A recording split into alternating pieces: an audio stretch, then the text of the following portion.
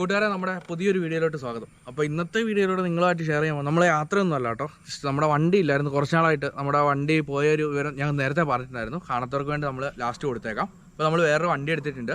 അപ്പോൾ എടുത്ത വണ്ടിയുടെ കുറച്ച് കാര്യങ്ങൾ നിങ്ങളുമായിട്ട് ഷെയർ ചെയ്യാൻ വേണ്ടിയിട്ടാണ്. അപ്പോൾ ചെറിയൊരു സന്തോഷം. അതുപോലെ തന്നെ എനിക്ക് ഈ ഒരു വണ്ടി എടുത്തു കഴിഞ്ഞപ്പം അധികം വിലയൊന്നും ആയില്ല. കാരണം ഈ ഒരു വണ്ടി സുസുക്കിയുടെ വണ്ടിയാണ്. സുസുക്കിയുടെ GS 150R എന്ന് പറയുന്ന മോഡലാണ് കേട്ടോ ഇത്. അപ്പോൾ ഈ ഒരു വണ്ടിക്ക് നിലവിലെ കമ്പനി ഈ ഒരു വണ്ടി നിർത്തിക്കളഞ്ഞു. അപ്പോൾ ഈ വണ്ടി നിർത്തിക്കളഞ്ഞതുകൊണ്ട് ഇതിന് മാർക്കറ്റിൽ എന്താ പറയുക പ്രൈസ് വളരെ കുറവാണ്. അപ്പം ഒരു 150 സെഗ്മെൻറ്റിലുള്ള വണ്ടികളിൽ മികച്ച ഒരു വണ്ടിയായിട്ടാണ് എനിക്ക് തോന്നിയത്. ഇതിനു മുമ്പ് ഞാൻ ഒരിക്കലും ഉപയോഗിച്ചിട്ടുണ്ട് ഈ ഒരു വണ്ടി. അപ്പോൾ ആ ഒരു താല്പര്യത്തിൻ്റെ പുറത്താണ് ഞാൻ കുറഞ്ഞ ബഡ്ജറ്റിൽ അത്യാവശ്യം നമ്മുടെ കാര്യങ്ങൾ നടക്കുന്ന രീതിയിലുള്ളൊരു വണ്ടി എന്ന രീതിയിലാണ് ഈ ഒരു വണ്ടി ഞാൻ സെലക്ട് ചെയ്തത്. അപ്പോൾ ഈ വണ്ടി നിർത്താനുണ്ടായ കാരണം വളരെ രസകരമാണ്. അത് കേട്ട് കഴിഞ്ഞിട്ടുണ്ടെങ്കിൽ നമുക്ക് ചിരി വന്നു പോകുന്ന ഒരു കാര്യമാണ്. അതായത് ഈ വണ്ടി ഇറങ്ങുമ്പോൾ ഏതാണ്ട് 2013 കാലഘട്ടത്തിലാണ് നിന്ന് പോകുന്നത്. അപ്പോൾ ഈ വണ്ടിക്ക് ഞാൻ കേട്ട ഒരു കംപ്ലൈൻ്റ് ആണ് നിങ്ങളെ ആദ്യം കാണിച്ചു തരാൻ പോണത്. ഈ വണ്ടി നിലവിൽ ഒരു പണിയും നമ്മൾ പണിതിട്ടില്ല കേട്ടോ. അപ്പോൾ ഇതിൻ്റെ ഇത് കണ്ടോ, ഈ മീറ്റർ നിങ്ങൾ ശ്രദ്ധിച്ചോളൂ. ഇതിൻ്റെ അകത്ത് ന്യൂട്രൽ ലൈറ്റ് തെളിയുന്നില്ല. അതുപോലെ ഈ ഒരു ഗിയറിൻ്റെ അകത്ത് ഈ 0 കാണിക്കുന്നില്ല. അതാണ് മിക്കവരും പറഞ്ഞേക്കുന്ന ഒരു കംപ്ലൈൻറ്റ്. ഞാനിത് മലയാളത്തിൽ വീഡിയോസ് വളരെ കുറവാണ്. ഈ ഒരു GS 150R പറ്റിയിട്ടാണ്ട് ഒരു വീഡിയോ എങ്ങാണ്ട് ഞാൻ യൂട്യൂബിൽ കണ്ടുള്ളൂ. അപ്പോൾ പലരും പറഞ്ഞേക്കുന്ന ഒരു പ്രശ്നമാണ് ഈ ഒരു 2 കംപ്ലൈൻറ്റ്. അതായത് ന്യൂട്രൽ ലൈറ്റ് തെളിയുന്നില്ല, പെട്ടെന്ന് പോകുന്നു. അതുപോലെ ന്യൂട്രൽ ഇടുമ്പോൾ 0 കാണിക്കുന്നില്ല. പക്ഷേ ഈ ഒരു വണ്ടി ഞാൻ എടുത്തിട്ട് നിങ്ങളുടെ മുമ്പിലോട്ട് എത്തിക്കാനായിട്ട് 2 കാരണങ്ങളുണ്ട്. ഒന്ന്, നമ്മൾ വണ്ടി എടുത്തു എന്നുള്ളതും.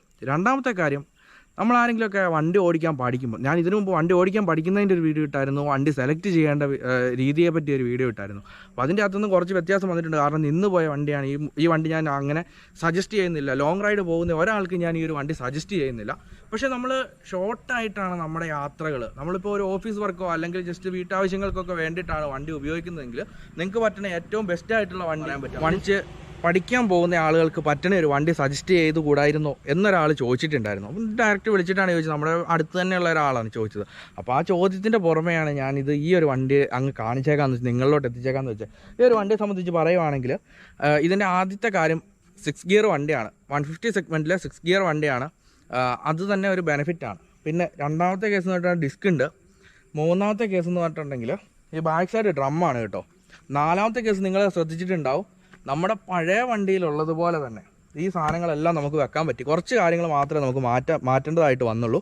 അപ്പോൾ ആ സംഭവം ഞാൻ വീഡിയോയുടെ അവസാനം കാണിച്ചു തരാം. ഈ ഒരു വണ്ടിയിൽ സോളോ റൈഡ് ഇഷ്ടപ്പെടുന്ന ആളുകൾക്ക് സജസ്റ്റ് ചെയ്യാൻ പറ്റുന്ന രീതിയിലുള്ള ഒരു വണ്ടിയാണ്. കാരണം ഒന്നാമത്തെ കാര്യം, സീറ്റിങ് അടിപൊളിയാണ്. നമുക്ക് ഒരാൾക്ക് ഇരുന്ന് പോകുമ്പം പക്കയാണ്. അതുപോലെ ഹാൻഡിലോട്ട് കിടക്കുമ്പോഴത്തേനും ഏതാണ്ട് നമ്മുടെ യൂണിക്കോണൊക്കെ ആയിട്ട് സാമ്യം വരുന്ന രീതിയിൽ നല്ല പക്ക ഇരിപ്പാണ്. അതുപോലെ കൈക്ക് നല്ല ഒരു സുഖം കിട്ടുന്ന രീതിയിലുള്ള ഹാൻഡിലാണ്. പിന്നെ വരുമ്പോഴത്തേനും ടാങ്ക്, പല ആളുകളും ടാങ്കിന് എന്താണ് കാര്യം എന്ന് ചോദിക്കുന്നവരുണ്ടാകാം. അതുപോലെ തന്നെ ടാങ്കിന് ഒരു ഇതുണ്ടെന്ന് പറയുന്ന ആളുകളുണ്ടാകും. അപ്പോൾ ഇതിൻ്റെ ഒരു ടാങ്ക് കണ്ടിട്ടുണ്ടെങ്കിൽ ജസ്റ്റ് നിങ്ങൾ നോക്കിയോ, എഫ്സിയോടൊക്കെ സാമ്യമുള്ള രീതിയിലുള്ള ഒരു ടാങ്കാണ്. അപ്പോൾ നമ്മൾ ഇരുന്ന് കഴിയുമ്പോഴത്തേക്കും നമ്മുടെ കാലിൻ്റെ തുടഭാഗം ഏതാണ്ട് ഇങ്ങോട്ടേക്ക് ചേർന്ന് വരും. അപ്പോൾ നല്ല ഒരു കംഫർട്ടായിട്ടുള്ള ഒരു യാത്ര സോളോ റൈഡിന് കിട്ടുന്ന രീതിയിലുള്ള ഒരു വണ്ടിയാണ് കേട്ടോ ഇത്.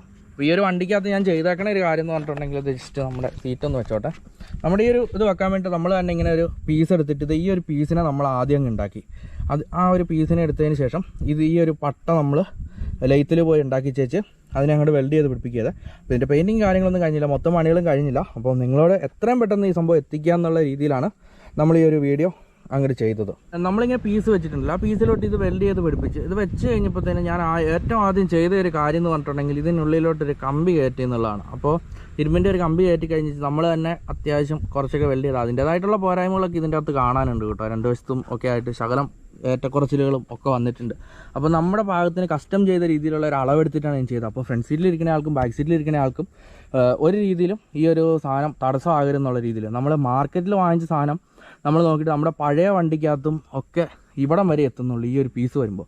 അതുപോലെ തന്നെ ബാക്കിൽ സപ്പോർട്ടിന് വേണ്ടിയിട്ട് നമ്മൾ ഈ ഒരു പോർഷനും കൂടെ അങ്ങോട്ട് എക്സ്ട്രാ ചെയ്യുക ചെയ്ത്.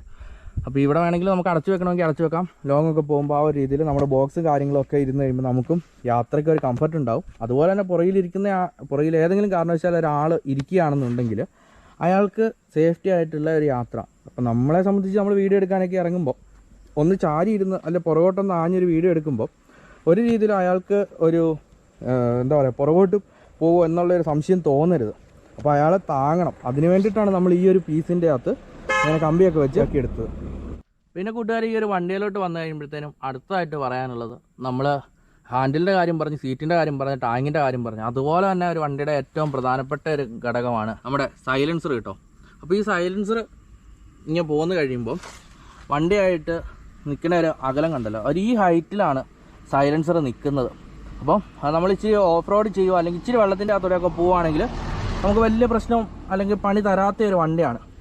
സുസുക്കിയുടെ വണ്ടികൾക്കുള്ള ഒരു പ്രത്യേകത എന്ന് പറഞ്ഞിട്ടുണ്ടെങ്കിൽ വണ്ടിക്ക് വലിയ പണിയൊന്നും നമ്മൾ പോകേണ്ട കാര്യമില്ല. കറക്റ്റായിട്ട് ആ ഓയിലങ്ങ് ഒഴിച്ചു കൊടുത്തു കഴിഞ്ഞിട്ടുണ്ടെങ്കിൽ വണ്ടി അങ്ങോട്ട് പൊക്കോളും. പിന്നെ ഒരു വണ്ടിയുടെ ഗുണഗണങ്ങൾ മാത്രമല്ല കേട്ടോ, ചെറുതായിട്ടുള്ള മൈനസ് ഉണ്ട്. അതായത് ഒന്നാമത്തെ കാര്യം വണ്ടിയുടെ സ്പെയർ കിട്ടണമെങ്കിൽ നമ്മൾ നോർമൽ ഒരു കടയിൽ ചെന്നിട്ട് ആക്സറീസ് ഒക്കെ കിട്ടുന്ന കടയിൽ ചെന്ന് ചോദിച്ചു കഴിഞ്ഞിട്ടുണ്ടെങ്കിൽ കിട്ടാനുള്ള സാധ്യത കുറവായിരിക്കും. അതിനിപ്പോൾ ഷോറൂമിൽ ചെന്ന് ചോദിച്ചു കഴിഞ്ഞാലും പല സ്ഥലങ്ങളിലും കുറച്ച് ലേറ്റ് ഉണ്ടാവും കിട്ടാനായിട്ട്. അപ്പോൾ അങ്ങനെയുള്ളൊരു പ്രശ്നങ്ങൾ. അപ്പോൾ ദൂരയാത്രയൊക്കെ പോകുന്ന ആൾക്കാരെ സംബന്ധിച്ച് ചെറിയ പണികളൊക്കെ കിട്ടിക്കഴിഞ്ഞിട്ടുണ്ടെങ്കിൽ നമ്മൾ പെട്ടു എന്ന് തന്നെ പറയേണ്ടി വരും. പിന്നെ അതുപോലെ തന്നെ ഈ വണ്ടിക്കുള്ള ഏറ്റവും ഒരു വോൾട്ടേജ് ആയിട്ട് എനിക്ക് തോന്നിയ ഒരു കാര്യം എന്ന് പറഞ്ഞിട്ടുണ്ടെങ്കിൽ വണ്ടി ഡിസ്കിനാണ് കേട്ടോ. അതായത് ഫ്രണ്ട് പോർഷനിൽ ഡിസ്ക്കാണ്. അപ്പോൾ നമ്മൾ നല്ലൊരു ഇറക്കം ഇറങ്ങുമ്പോൾ അല്ലെങ്കിൽ നല്ലൊരു കയറ്റമൊക്കെ കയറുവാണെങ്കിൽ നല്ല ബോഡി വെയിറ്റ് ഉള്ള വണ്ടിയാണിത്. അപ്പോൾ പെട്ടെന്ന് അങ്ങോട്ട് നമ്മൾ ബ്രേക്ക് ചെയ്ത് കഴിയുമ്പോഴത്തേനും ഒന്ന് സ്ലിപ്പാകാനുള്ള ഒരു ചാൻസ്, അത് നമ്മൾ എന്താ പറയുക, ഈ വണ്ടി ഓടിച്ച് നോക്കിക്കഴിഞ്ഞപ്പോൾ ഇതിന് മുമ്പത്തെ തവണ എനിക്ക് അങ്ങനെ ഫീൽ ചെയ്തിട്ടുണ്ട് മറ്റ് വണ്ടികളെ സംബന്ധിച്ച്. കാരണം ഇത്രയും വെയിറ്റ് വന്നതുകൊണ്ടുള്ള ഒരു പ്രശ്നമായിട്ട് തോന്നുന്നു. അല്ലാണ്ട് വേറെ പ്രത്യേകിച്ച് ഈ വണ്ടിക്ക് അങ്ങനെ പറയത്തക്ക രീതിയിലുള്ള കുഴപ്പങ്ങളൊന്നുമില്ല. ഇപ്പോൾ സാധാരണക്കാരെ സംബന്ധിച്ച് യൂസ് ചെയ്യാൻ പറ്റണ ബെസ്റ്റായിട്ടുള്ള ഒരു വണ്ടിയാണ്. അത്യാവശ്യം നല്ല മൈലേജും പവറും, അതുപോലെ നമുക്ക് സെക്കൻഡിലിട്ടോ തേർഡിലിട്ടോ ഒക്കെ പോകുന്നതെന്ന് പറഞ്ഞിട്ടുണ്ടെങ്കിൽ ഇതിൻ്റെ ടോപ്പിൽ തന്നെ കയറി പോകും. അതായത് ഒരു തേർഡിൽ ഫോർത്തിലോ കയറി പോകും. അത്യാവശ്യം നല്ല പവറുള്ള വണ്ടിയാണ്. 150 cc സെഗ്മെൻറ്റിൽ ഇറങ്ങിയിട്ടുള്ള ആ ഒരു കാലഘട്ടത്തിലെ പ്രധാനപ്പെട്ട ബൈക്കുകളായിട്ടുള്ള അപ്പാച്ചി അല്ലെങ്കിൽ പൾസർ അതിനോടൊക്കെ കിടപിടിക്കുന്നല്ല, അതിനെ കഴിഞ്ഞ് ഒരു പടി മുമ്പിൽ നിന്നിരുന്ന ഒരു വണ്ടിയായിരുന്നു. അത്യാവശ്യം കണ്ടീഷനായിട്ടുള്ള വണ്ടിയാണെങ്കിൽ ഒരാൾ പോലും ഈ ഒരു വണ്ടി കൊടുക്കുന്നില്ല എന്നുള്ളതാണ്. കാരണം നല്ല ഇരിപ്പ്. ഇപ്പോൾ പ്രായം നോക്കേണ്ട കാര്യമില്ല. കാരണം ഏത് പ്രായത്തിലുള്ള ആളുകളാണെങ്കിലും ഈ ഒരു വണ്ടി ഓടിച്ചിട്ടുണ്ടെങ്കിൽ ഇഷ്ടപ്പെടും. അത്രയും നല്ലൊരു വണ്ടിയാണ്. അപ്പോൾ ഞാൻ ജസ്റ്റ് അങ്ങനെ കിട്ടിയൊരു വണ്ടി ആയതുകൊണ്ടാണ് നിങ്ങളിലോട്ട് ഞാൻ ഈ കാര്യം ഇൻഫോം ചെയ്തത്. അതുപോലെ തന്നെ നമ്മൾ വണ്ടി എടുക്കാൻ നേരത്ത് ഏറ്റവും ആദ്യം അന്വേഷിച്ച ഒരു വണ്ടി എന്ന് പറയുന്നത് ഈ ഒരു സീരീസിലുള്ള GS 150R സീരീസിലുള്ള ഏതെങ്കിലും വണ്ടി കിട്ടുമോ എന്നുള്ളതാണ് ഞാൻ ഏറ്റവും ആദ്യം അന്വേഷിച്ചത്. കൂട്ടുകാരെ, നമ്മൾ ഇവിടെ വെച്ച് ഈ ഒരു വീഡിയോ നിർത്തുകയാണ്. അപ്പോൾ ഇനി നമ്മുടെ യാത്രകൾ ഇഷ്ടം പോലെ ഉണ്ടാകും കിട്ടും. അപ്പം അടുത്ത ആഴ്ച നമ്മൾ കിടിലൊരു സ്ഥലത്തോട്ട് പോകുന്നുണ്ട് നിങ്ങളിലോട്ട് എത്തിക്കാനായിട്ട്. അപ്പോഴത്തേനും നമ്മുടെ അരിഞ്ചേട്ടനുണ്ടല്ലോ ആശാൻ, പുള്ളിയെ വിളിച്ച് ചോദിച്ചിട്ടുണ്ട്. അടുത്ത ആഴ്ച തന്നെ പുള്ളി ഫ്രീ ആവുമെന്നാണ് പറഞ്ഞത്. അപ്പോൾ പുള്ളിയും കൂട്ടി നമ്മളൊരു ചെറിയൊരു യാത്ര നല്ലൊരു സ്ഥലത്തോട്ട് പോകാനായിട്ട് പ്ലാൻ ചെയ്തിട്ടുണ്ട്. അപ്പോൾ നമുക്ക് അടുത്ത ആഴ്ച വീണ്ടും കാണാം. അതുവരെയും ഗുഡ് ബൈ.